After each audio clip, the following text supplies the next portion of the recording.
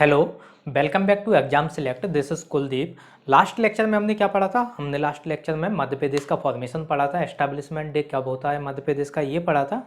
और हमने ओवरव्यू लिया था मध्य प्रदेश के जो स्टेट सिंबल हैं उनके बारे में हमने पढ़ा था। मध्य प्रदेश के स्टेट सिंबल हमने देखे थे और हमने देखा था मध्य प्रदेश के मैप के बारे में, जिसमें कि ट्रॉपिक ऑफ कैंसर कहाँ कहाँ से पास करती है, IST जोन्स कहाँ से पास करता है और कौन कौन से राज्य हैं जिनके बॉर्डर को मध्य प्रदेश के डिस्ट्रिक्ट टच करते हैं। तो ये सारी चीज़ें हमने देखी थी। इनको आपको बेहतर तरीके से याद करना है, जिससे कि आपको अगर कभी भी क्वेश्चन पूछा जाता है तो आप उसका इंस्टेंटली आंसर कर सकें। दो चीज़ें मैंने मेंशन तो की थी, बट बोलने में वो गलत हो गई थी। वो हमें देखना था लैटिट्यूड। लैटिट्यूड जो हमने देखा था, मेंशन सही किया गया था, लेकिन बोलने में थोड़ी सी मिस्टेक हो गई थी। लैटिट्यूड क्या है हमारा? 21 degree 6 minute north to 26 degree 30 minute north, ये हमारा लैटिट्यूड है। लैटिट्यूड हम कैसे देखते हैं? तो ये एक ओवरव्यू और देख लेते हैं। मैप बना रहे हैं, काफ़ी रफ मैप है तो आप देख लीजिएगा अपने हिसाब से। लैटिट्यूड क्या होता है? ये हमारा लैटिट्यूड है। इसमें 21 डिग्री 6 मिनट नॉर्थ ये हो जाता है और 26 डिग्री 30 मिनट नॉर्थ ये हो जाता है। ये यहाँ पे हमने मिस्टेक कर दी थी, इसे 31 मिनट कर दिया था, तो इसमें गलती की गुंजाइश नहीं है। अगर उसमें 31 और 30 अगर डिग्री ऑप्शन आ जाता है, अगर ये ऑप्शन में केवल एक ही नंबर का अंतर होता है, तो हो सकता है हमारा आंसर गलत हो जाए। तो इसमें गलती की गुंजाइश नहीं है, इसलिए मैं इसे अपनी मिस्टेक को सुधार रहा हूँ। Sorry for the mistake. And latitude हमने देखा। और लॉन्गिट्यूड क्या होता है हमारा? लॉन्गिट्यूड होता है हमारा 74 degree 9 minute east to 82 degree 48 minute east. ये हमारा होता है 74 degree 9 minute east to 82 degree 48 minute east.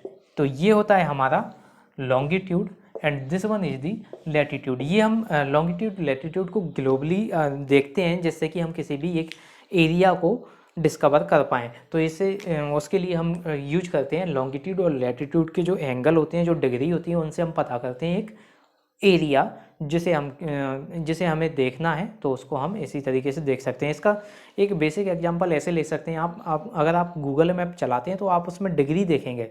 Google map में अगर आप कुछ किसी एरिया पे क्लिक करते हैं तो वहाँ पे वो डिग्री शो करता है। तो ये इस तरीके से हम अपने किसी भी एरिया को देखते हैं, किसी भी मैप को हम समझते हैं। एक और गलती जो हुई थी हमारी, वो हुई थी एरिया के मामले में। एरिया जो हमारा है वो है 3,08,252 स्क्वायर किलोमीटर। ये मेंशन किया गया है बुक्स में, और जो मैंने आपको बताया था वो था 3,08,245 स्क्वायर किलोमीटर।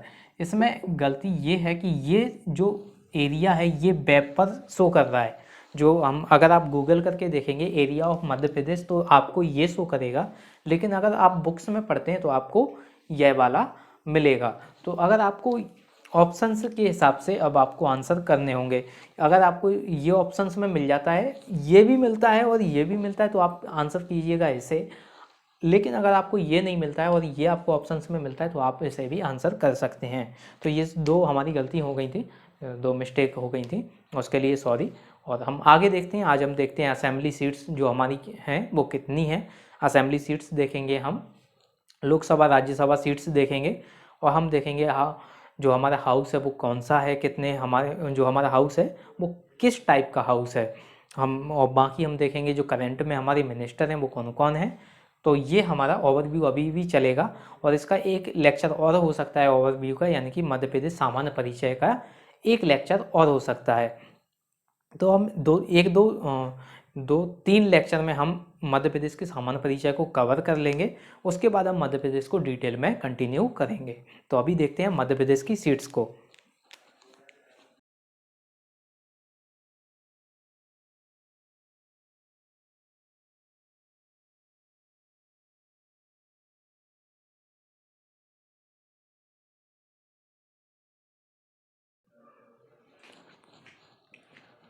सो गाइस, जो भी हमने अभी तक देखा है वो आपको याद होना चाहिए, एक बेहतर तरीके से याद होना चाहिए। जैसे ही आपसे क्वेश्चन पूछा जाए तो आपको आंसर दे देना है, यानी कि इस तरीके से आपको याद होना है चीज़ें। जैसे ही कोई क्वेश्चन आपको मिलता है तो आप उसको एग्जैक्टली टाइम पे इंस्टेंटली आंसर कर सकें, जिससे कि आपके टाइम की बचत होगी। पेपर में टाइम बचाना भी काफ़ी इंपॉर्टेंट हो जाता है, क्योंकि काफ़ी क्वेश्चन ऐसे होते हैं जिनमें टाइम काफ़ी ज़्यादा देना पड़ता है। तो ये क्वेश्चन आपको ऐसे हैं जो जिनमें कि आपको केवल रटना है, यानी इसमें समझने लायक कुछ है नहीं, तो आपको ये सब कुछ चीज़ें याद करके रखनी है, यानी कि अगर आपसे पूछा जाए तो आपको फट से आंसर कर देना है। असेंबली सीट्स को देख लेते हैं। हमारे मध्य प्रदेश में जो असेंबली सीट्स हैं वो कितनी हैं, और ये इसमें हम सारी अब असेंबली सीट्स देखेंगे। हमने पहले लेक्चर में कवर किया है मध्य प्रदेश का फॉर्मेशन, उसमें हमने कवर किए थे स्टेट सिंबल और मध्य प्रदेश के एक मैप का एक ओवरव्यू लिया था। अब देखते हैं हम असेंबली सीट्स हमारे मध्य प्रदेश में कितनी है। तो ये हैं 231 असेंबली सीट्स हैं, जिनमें कि एक असेंबली सीट्स है nominated for Anglo Indian. Anglo Indian के लिए एक सीट्स नॉमिनेटेड की गई है, लेकिन अभी फ़िलहाल में कोई भी एंग्लो इंडियन नॉमिनेटेड नहीं किया गया है, यानी कि 230 सीट्स अभी अलॉट की गई हैं। एससी के लिए लेजिस्लेटिव असेंबली में एससी के लिए जो रिजर्व सीट रखी गई हैं वो कितनी है, ये है 35। अगर आपसे क्वेश्चन पूछा जाए कि एससी के लिए लेजिस्लेटिव असेंबली में जो सीटें रिजर्व की गई हैं उनकी संख्या कितनी है, तो वह है 35। और एससी के लिए 35 है। एससी कैटेगरी के लिए 35 है और एसटी के लिए 47 है। तो यानी कि अगर आपसे पूछा जाता है कि एससी और एसटी के लिए दोनों के लिए कितनी है, तो ये हो जाती हैं 82। अगर आपसे अलग अलग पूछा जाए तो आप पार्ट अलग अलग आंसर कर सकते हैं। और अगर आपसे दोनों को पूछा जाए कि एससी और एसटी के लिए टोटल रिजर्व सीट कितनी है लेजिस्लेटिव असेंबली में, तो वो है 82। तो ये आपको ऐसे याद रखना है। लोकसभा सीट कितनी है मध्य प्रदेश में, लोकसभा सीट है 29 मध्य प्रदेश में लोकसभा सीट हैं, जिनमें कि एससी कैटेगरी के लिए रिजर्व रखी गई हैं, उन सीटों की संख्या है 4। अब इनमें अगर आपसे पूछा जाए कि वह कौन कौन से डिस्ट्रिक्ट हैं जिनमें कि एससी कैटेगरी के लिए लोकसभा सीटों को रिजर्व रखा गया है, तो यह कौन सी हैं, यह है भिंड, टीकमगढ़, उज्जैन एंड देवास। तो ये आपको याद रखने 4 डिस्ट्रिक्ट, भिंड, टीकमगढ़, उज्जैन एंड देवास, जिनमें कि एससी कैटेगरी के लिए लोकसभा सीट्स रिजर्व रखी गई हैं। एसटी कैटेगरी के लिए कौन सी रखी गई हैं, एसटी कैटेगरी के लिए रखी गई हैं 6 सीट, जो कि हैं रतलाम, खरगोन, धार, बैतूल, शहडोल एंड मंडला। तो ये सारी सीटें हैं जो कि एसटी कैटेगरी के लिए रिजर्व की गई हैं। राज्यसभा सीटें कितनी हैं हमारी मध्य प्रदेश में, ये है राज्यसभा सीटें हैं 11 राज्यसभा सीटें हैं मध्य प्रदेश में। डिवीजन कितने हैं मध्य प्रदेश में, ये है 10, यानी कि जो संभाग होते हैं उन्हें डिवीजन बोलते हैं हम, और ये कितने हैं 10। डिस्ट्रिक्ट कितने हैं हमारे, जो जिले हमारे मध्य प्रदेश में वो कितने हैं 52। 52nd district is the Niwari district. Niwari emerge as the 52nd district of Madhya Pradesh effect from 1 October 2018।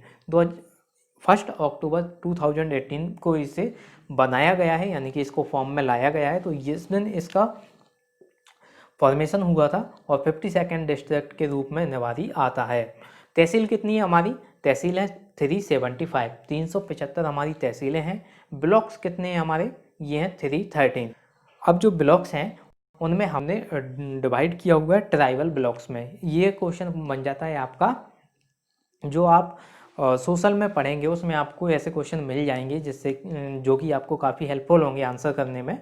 Tribal blocks कितने हैं हमारे मध्य प्रदेश में, ट्राइबल ब्लॉक्स हैं 89। ये आपको क्वेश्चन आ सकता है, ये आपको याद होना चाहिए आंसर कि ट्राइबल ब्लॉक्स हमारे मध्य प्रदेश में कितने हैं, ये हैं 89। टाउन कितने हैं मध्य प्रदेश में, यानी कि टाउन या सिटी आप कुछ भी बोल सकते हैं, ये हैं 476, 476।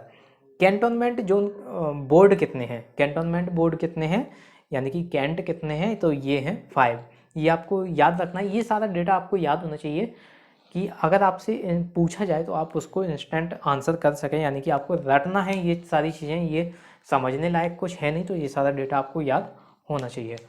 अब देख लेते हैं नगर निगम कितने हैं हमारे मध्य प्रदेश में। नगर निगम है 16 नगर निगम की संख्याएँ हैं। नगर पालिका कितनी है हमारे मध्य प्रदेश में, नगर पालिका है 98। नगर पंचायत कितनी है हमारे मध्य प्रदेश में, ये है 264। ग्राम पंचायत कितनी है, ये हैं 23,006 यानी कि 23,006 हमारे मध्य प्रदेश में ग्राम पंचायत हैं। ग्राम पंचायत पे क्वेश्चन बन जाएगा आपसे, अगर पूछा जाए ग्राम पंचायत कितनी है तो 23,006 हमारे मध्य प्रदेश में ग्राम पंचायत हैं। जनपद पंचायत कितनी है? जनपद पंचायत हैं 313। अब आपको एक बात ध्यान में रखनी है, केवल नंबर याद करने से ही कुछ नहीं होगा, आपको याद करना होगा कि ये कौन सी हैं, जनपद पंचायत हैं या ग्राम पंचायत हैं या नगर पंचायत हैं, क्योंकि इनमें केवल एक वर्ड चेंज होता है और पूरा आपका क्वेश्चन गलत हो जाएगा। तो आपको बेहतर तरीके से याद रखना है कि जनपद पंचायत कितनी है। ऐसे नहीं कि आपने बस जस्ट याद कर लिया और फिर आप वहाँ पे पेपर में गलत कराओ आंसर, तो इसको अच्छे तरीके से याद करना है। जिला पंचायत कितनी है हमारी? जिला पंचायत कॉमन सेंस है 52 ही होंगी, क्योंकि हमारे डिस्ट्रिक्ट 52 है, तो जिला पंचायत हमारी 52 होंगी। टोटल विलेजेज हमारे मध्य प्रदेश में कितने हैं? ये हैं 54,903 यानी कि 54,903 टोटल विलेजेज हैं मध्य प्रदेश में। पुलिस जोन्स कितने हैं? पुलिस जोन्स यानी कि आईजी यानी कि आईजी का फुल फॉर्म क्या होता है? Inspector general. इंस्पेक्टर जनरल के जोन्स कितने हैं? पुलिस जोन्स कितने हैं? ये हैं 11। रेंजेज कितनी है? यानी कि डीआईजी का फुल फॉर्म क्या होता है? Deputy inspector general. Inspector general IG and DIG deputy inspector general, तो इनकी रेंजेज कितनी है? ये हैं 15। पुलिस डिस्ट्रिक्ट कितने हैं? पुलिस के जो डिस्ट्रिक्ट हैं वो कितने हैं? ये भी कॉमन आपका क्वेश्चन हो जाता है, यानी कि जितने हमारे जिले होंगे उतने ही हमारे पुलिस डिस्ट्रिक्ट होंगे, तो ये हो जाएंगे 52। पुलिस चेक पोस्ट कितनी है? ये हैं 562 यानी कि जो हमारी पुलिस चेक पोस्ट होती हैं जहाँ पे चेक किया जाता है, वो पुलिस के द्वारा चेक किया जाता है। किसी भी अगर साधन को, वाहन को अगर चेक करते हैं, पोस्ट जो बनी होती हैं वो है 562। पुलिस स्टेशन कितने हैं हमारे मध्य प्रदेश में जो कि सैंक्शनड हैं, यानी कि अभी फिलहाल में चल रहे हैं, वो है 1035। पुलिस स्टेशन कितने हैं सैंक्शन? ये हैं 1035। तो ये आपको याद रखना है, ये सारी चीज़ें आपको याद होनी चाहिए बेहतर तरीके से। और हम अभी आगे देखते हैं, बाकी की चीज़ें हैं जो हम अभी आगे देखेंगे अगली स्लाइड में।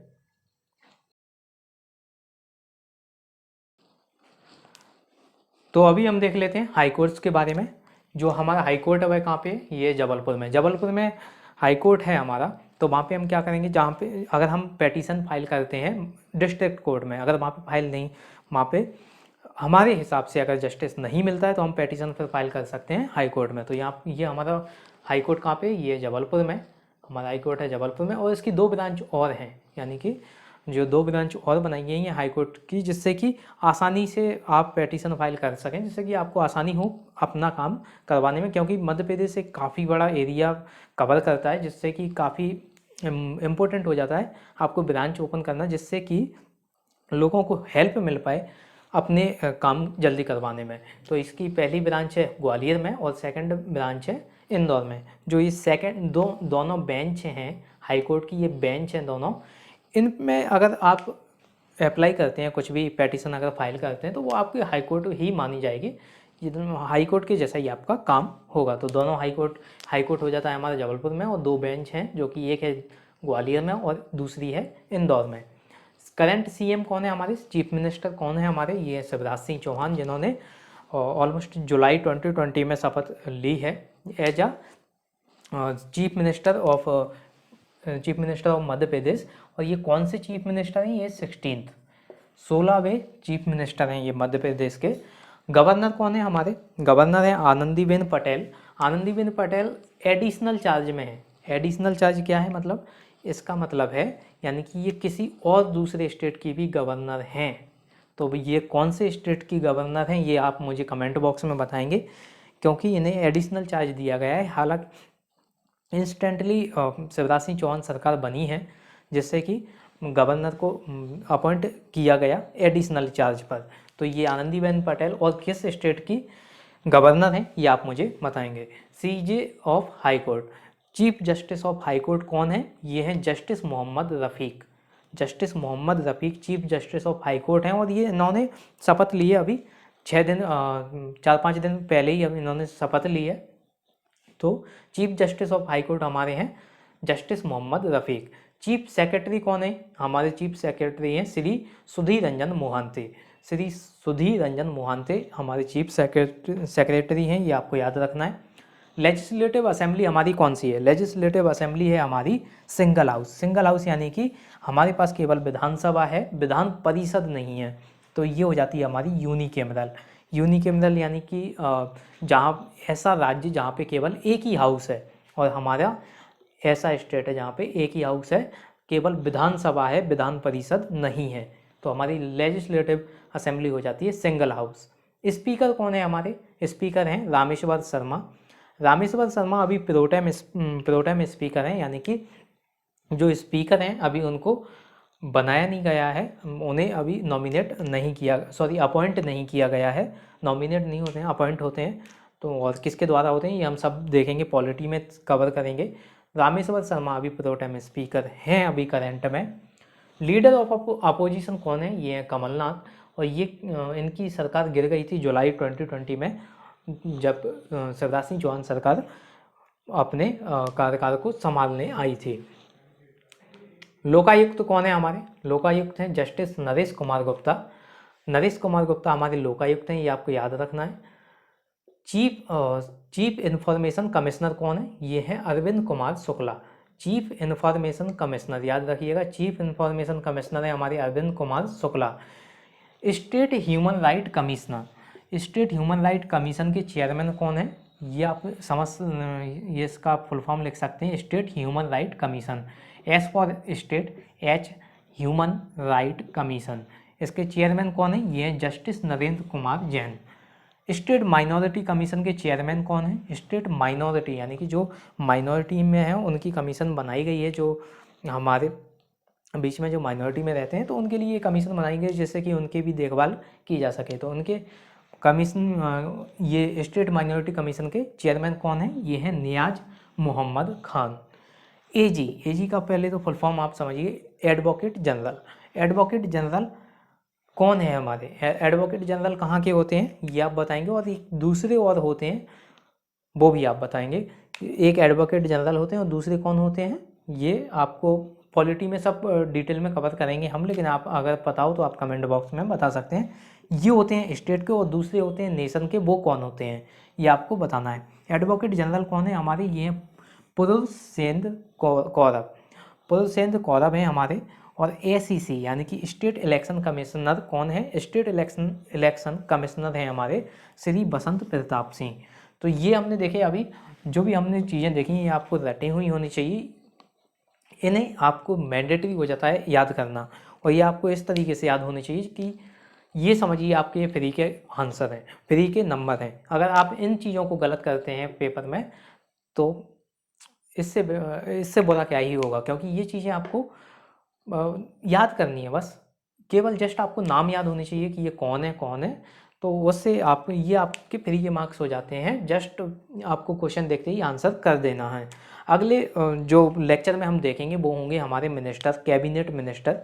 कैबिनेट क्या होता है ये हम देखेंगे, और कैबिनेट मिनिस्टर जो हमारे अभी हाल ही में अपॉइंट किए गए हैं जुलाई से जो नई सरकार आई है, जो शिवराज सिंह चौहान सरकार आई है, उसमें जो कैबिनेट मिनिस्टर अपॉइंट किए गए हैं उनके बारे में हम देखेंगे। फिर उसके बाद हम डिटेल में मध्य प्रदेश को कवर करेंगे।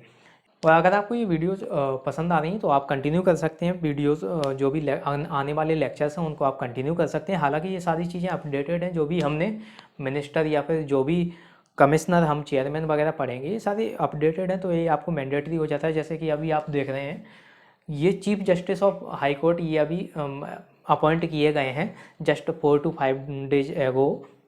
So all these things are updated. If you are liking these videos, so you can continue, please leave a thumb if you like this video, and thank you for watching.